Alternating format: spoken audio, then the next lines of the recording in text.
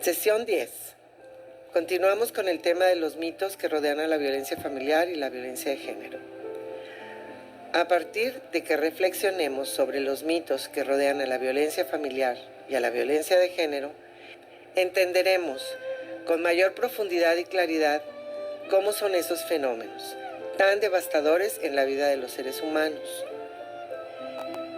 Un quinto mito es otra idea absolutamente falsa, que consiste en pensar que si hay violencia en casa, no hay amor en la familia.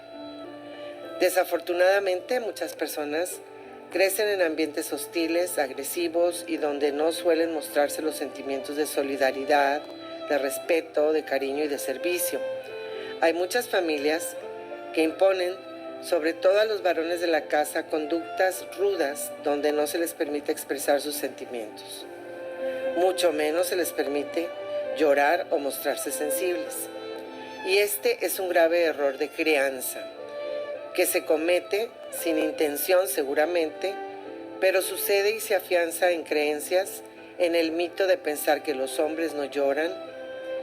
Hay hombres que desarrollan personalidades muy agresivas y que quieren mucho a su familia, pero no saben mostrar ese amor con sencillez, sin pena y sin mitos encima.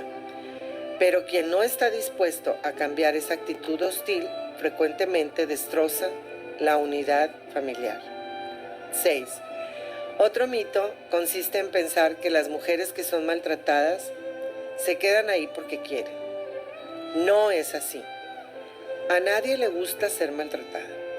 Recordemos que existe un síndrome que desarrollan las mujeres que viven maltrato. Ese síndrome se llama síndrome de la inhabilidad aprendida. Es un síndrome de desesperanza y consiste en paralizarse y no saber defenderse.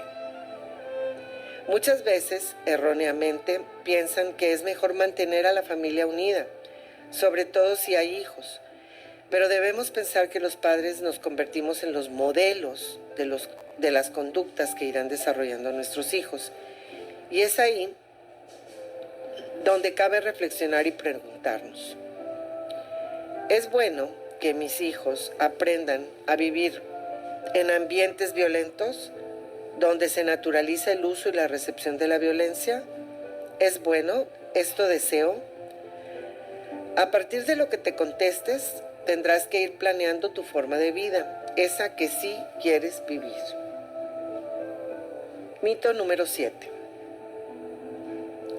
La víctima de violencia tiene que aprender que no merece vivir así. Pensar que ellas hacen algo para provocar la violencia es otro mito, muy pernicioso, por cierto, del que debemos alejarnos. La responsabilidad de ejercer la violencia recae única y exclusivamente en quien la produce, no en quien la recibe. Nadie le mueve la mano al golpeador para golpear y la provocación, por lo tanto, es un mito, no existe. Si mi voluntad es no golpear, sencillamente no golpeo. Mito número 8. Otro mito devastador es pensar que el abuso sexual solo sucede en lugares oscuros, alejados, y que el agresor suele ser un desconocido. Tristemente, en la mayoría de los casos, el agresor es alguien más cercano y suele suceder en la casa. Es una agresión que comúnmente sucede entre las paredes del hogar.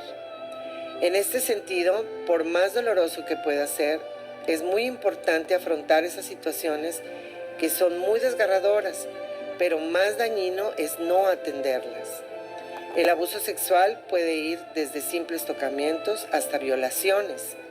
Son delitos graves, se persiguen de oficio y dañan no solo físicamente a las víctimas, sino que el daño se extiende al terreno emocional. Mito número 9. Y aquí tocamos otro mito que consiste en creer que el daño emocional no es tan grave como la violencia física. Esto es totalmente falso. El daño emocional puede llevar a una víctima al suicidio. El daño físico responde a un episodio agudo, extremo, por ejemplo, el momento de la golpiza, y pasa. En cambio, el daño emocional es muy profundo, continuo, permanente, no desaparece. Por ello, se le reconoce como el peor de los daños. Es importante tener bien presente que los mitos se meten en nuestras vidas, pero en realidad solo son creencias falsas que nacen de imaginaciones colectivas, que a base de repetirse se dan por verdades sin serlo.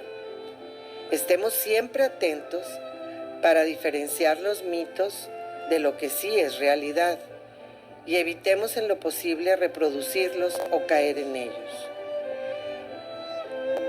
El ejercicio de la semana es que reflexiones sobre esos mitos y escribe en tu libreta si has observado o vivido alguno de estos mitos.